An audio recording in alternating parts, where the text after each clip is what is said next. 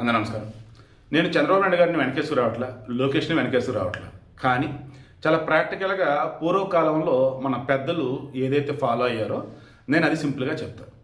ఈరోజు పూనం కౌరు, అమ్మటి రాంబాబు, ఇక మరికొంతమంది చంద్రబాబు నాయుడు అంటున్నారు, నీకేమో ఒక కొడుక, ఆ ఒక్కొడికి లోకేష్కి దేవాంశన ఒక కొడుక, మీకేమో ఫ్యామిలీలో ఒక్కళ్ళు చాలా, బయట మాత్రం మూడో బిడ్డని కంటే 30,000, నాలుగో బిడ్డని కంటే 40,000 ఇస్తామని అంటున్నారా?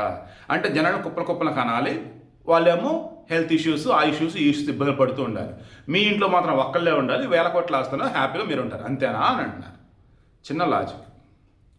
జనాభా పెరగటం వల్ల ప్రస్తుతం ఆంధ్రప్రదేశ్కి ఎంతో మేలు. ఈ డెమోగ్రఫిక్ ఎవిడెంట్ ప్రకారం కూడా చూసుకుంటూ ఉన్నప్పుడు భారతీయ సగటు కన్నా మనది చాలా తక్కువ ఉంది. అండ్ జననాల రేటు ఆంధ్రప్రదేశ్ తక్కువ ఉంది. అండ్ మెయిన్గా చూసుకుంటూ ఉన్నప్పుడు వృద్ధుల సంఖ్య ఏపీలో పెరుగుతుంది. చైనాలో, జపాన్లో గోస్ట్ కాలనీస్ అని ఉంటాయి, కొరియాలో కూడా. అక్కడ ఒకప్పుడు స్కూల్ ఏంటి, షాపులు ఏంటి అన్నీ ఉండేవి. ఇప్పుడు జనాలు ఎవరూ లేరాడ, పిల్లలు వలస వెళ్ళిపోయారు, పెద్దోళ్ళు ఉన్నోళ్ళు చనిపోయారు, ఇంకా ఉండేవాళ్ళు ఎవరూ లేరు, క్లోజ్ గోస్ట్ కాలనీలు. అలా ఉండకూడదు. స్వచ్ఛాంధ్ర, స్వర్ణాంధ్ర 2047కి ఏపీలో వచ్చేసి పనిచేసే వారి సంఖ్య పెరగాలి. వాళ్ళ వయసు అన్నది మిగతా దేశంతో పోల్చుకున్నప్పుడు పనిచేసే వారి వయసు ఏపీలో బాగుండాలి. అండ్ టోటల్ ఫర్టిలిటీ జనాల సంఖ్య పెరగాలి. జనరల్గా ఈ టోటల్ ఫర్టిలిటీ 3 ఉంటే బాగుండేది, బట్ 1.5 ఉంది అసలు ఇప్పుడు ఏపీలో.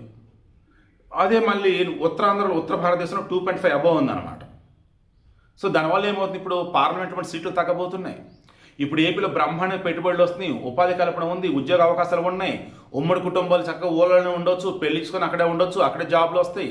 ఇలా ఏపీలో వచ్చేసి డేటా హబ్లు ఏంటి, ఫార్మా ఏంటి, మెడికల్ ఏంటి, సెమీ కండక్టర్లు ఏంటి, ఏరోస్పేస్ ఏంటి, ఈచ్ అండ్ ఎవ్రీథింగ్ ప్రతి చోట కూడా ఏపీలోనే ఉద్యోగాలకు అవకాశాలు ఉన్నాయి.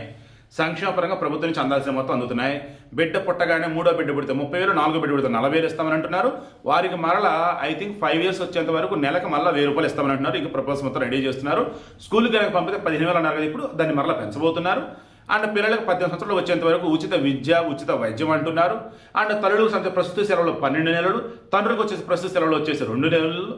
ఇలా చెప్పుకుంటూ పోతే తల్లిదండ్రులు పిల్లల్ని కని వాళ్ళని జాగ్రత్త చూసుకుంటే చాలు, వారికి ఇవ్వాల్సింది ఏదైతే ఉందో మొత్తం మేమే చూసుకుంటాం అన్నట్టుగా ఈరోజు ప్రభుత్వం చెప్తుంది. ఇక ఇక్కడ కూడా మనం వంక పెట్టాల్సింది ఉందా? పూర్వకాలంలో కూడా రాజుల దగ్గర 2-3 కొడుకులు ఉంటే వాళ్ళ మధ్య గొడవలు వచ్చి రాజ్యం ఎవరు పరిపాలించాలి ఏంటన్నప్పుడు ఇబ్బంది పడతారు. అది రాజరికం, ఇది ప్రజాస్వామ్యం, నో డౌట్. ఏవో చంద్రబాబు నాయుడు, లోకేష్, వాళ్ళ కొడుకు దేవాంశు వీళ్ళే ఉంటారేంటి అనొచ్చు, వాళ్ళు ఉండరు. కాదు, నేనేమంటాను, డబ్బు పరంగా కూడా ఈ మధ్య కాలంలో సెటిల్మెంట్లు అన్నప్పుడు, డిస్ట్రిబ్యూషన్ అన్నప్పుడు బెస్ట్ ఎగ్జాంపుల్ ధీరుభాయ్ అంబానీ, వాళ్ళ కొడుకు అనిల్ అంబానీ, ముఖేష్ అంబానీ. అనిల్ అంబానీ పరిస్థితి ఈరోజు ఎలా రోడ్డును పడ్డాడు. ముఖేష్ అంబానీ లక్షల కోట్లు. అంటే కుటుంబంలో ఫైనాన్షియల్లీ ఫుల్ స్ట్రాంగ్గా ఉన్నప్పుడు అండ్ పొలిటికల్గా వచ్చి ఫుల్ స్ట్రాంగ్గా ఉన్నప్పుడు ఆటోమేటిక్గా ఇంట్లో రెండో వాళ్ళు ఉన్నప్పుడు తలనొప్పులు తప్పవు. Best example YSR family, KCR family. ఈ రకంగా వాళ్ళు ముందుగా ఆలోచించి చంద్రబాబు నాయుడు ఒకసారి అనుకున్నారు. దేవుడి దేవల్ల ఆ ఒకళ్ళు కూడా వాళ్ళకి అబ్బాయి పుట్టారు.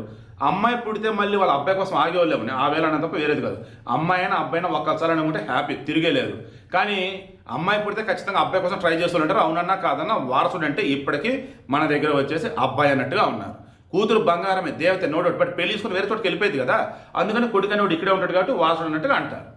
కూతురు సమాన హక్కు ఇస్తారు ఆస్తులో, బట్ నో డౌట్ వారసత్వం ఉన్నప్పుడు కొడుకు అన్నట్టుగా ఉన్నారు. సరే, విషయం ఏంటి మరి ఇప్పుడు నేను చెప్పేది, ఆయన పిల్లల్ని కనమోని అన్న పూర్తి బాధ్యత ప్రభుత్వం తీసుకుంటుంది. అండ్ తల్లిదండ్రులు కూడా ఉపాధి అవకాశాలు బ్రహ్మాండం కల్పిస్తారు. వాళ్ళు ఉన్న చోటే ఉద్యోగం వచ్చే విధంగా, వాళ్ళు ఉన్న చోట సంక్షేమం అందే విధంగా మొత్తం ప్రభుత్వమే చూసుకుంటుంది. ఏపీ జనాభా పెంచాలి, ఏపీని వచ్చేటప్పటికి ఇండియాలో నెంబర్ 1గా నిలపాలి. ఇదే చంద్రబాబు యొక్క లక్ష్యం తప్ప వేరేదైతే కాదు.